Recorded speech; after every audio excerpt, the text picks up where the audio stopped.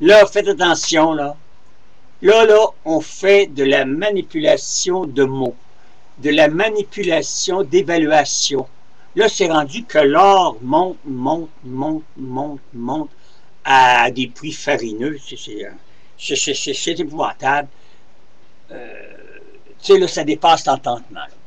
Et ça, vous le savez que là, dans ce temps-là, il arrive des petits crises, là, de petits crottés, tu sais, qu'on appelle là, des abuseurs. Là. Ah, je vais vous acheter votre or, puis là, ils vous donnent presque rien pour votre or. D'accord?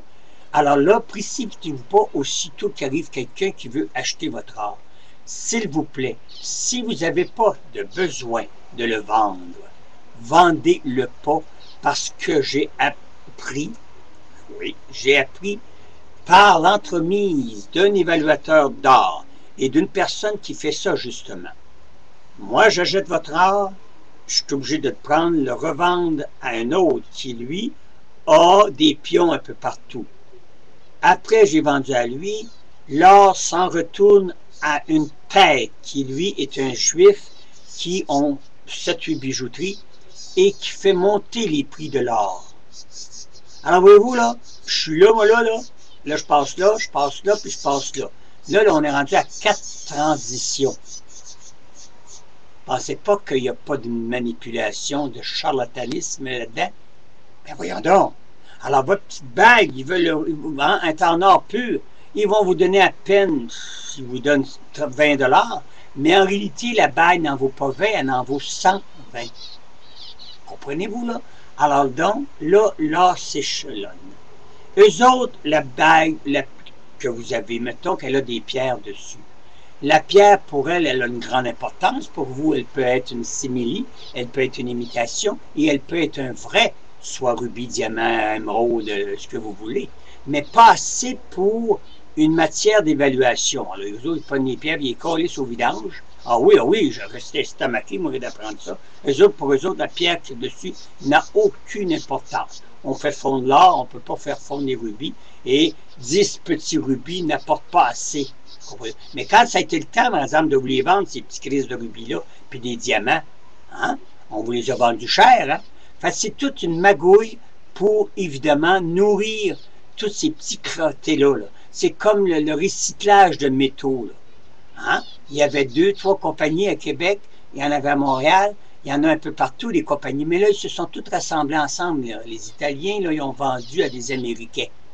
Les 3 frères italiens avaient, mettons, bon, ben c'est ça, là. Alors là, il s'est mis à peu près 2000 à 3000 petits colons là, qui ramassent le fer, là, tu sais, là. On ramasse le fer, on ramasse le fer, on ramasse le fer. J'en ai dans ma parenté, moi, là. C'est pas mêlant, là.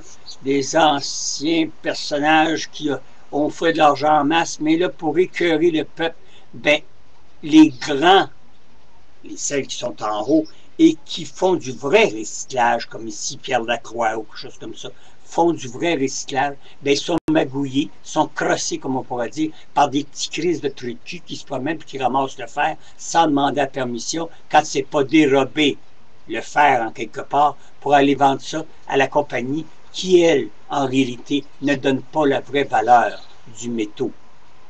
Parce que de l'or, c'est du métaux aussi. Mais il y a le fer, il y a le cuivre, etc. Le cuivre est monté à des prix exorbitants. Alors là, faites attention à tous ces petits crosseurs-là qui se promènent avec leurs petits camions, là, hein? Je ne sais pas, moi, là, il y a des Cimards, des Tremblay, des Germains, etc. Là. Toute une gang de petits de crosseurs là, qui, eux autres, ramassent le fer.